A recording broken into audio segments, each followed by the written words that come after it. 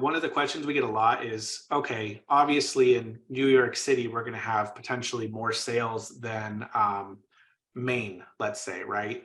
And what I find super interesting all the time is when clients use the sales heat map, they find anomalies all the time in their data that end up uncovering even more information about who their target consumers are. So in this example data that we have, I wanted to point out that there was a huge spike in orders that came from a town in North Dakota.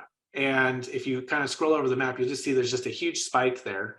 And in North Dakota, specifically in Minot is how I think it's pronounced. Yeah. But we have clients who sell and they see these types of anomalies. And then it comes to find out there's a major Air Force base right there in the middle of nowhere, North Dakota. And then they discover, okay, actually, it turns out that I didn't even realize my products have a huge presence towards military personnel.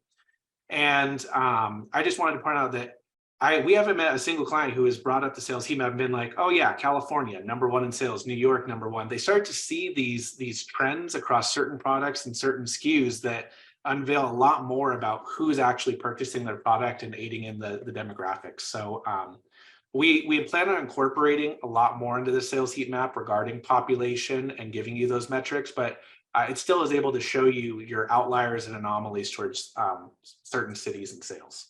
Yeah, and with the addition of Canada and Mexico as well, gives you a holistic North America view, which I think is great. A lot of our clients have been asking for that, and to be able to see it visualized is awesome.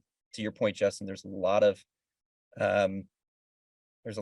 interesting tidbits that are hidden in the data that you don't really notice until you see it visualized in front of you.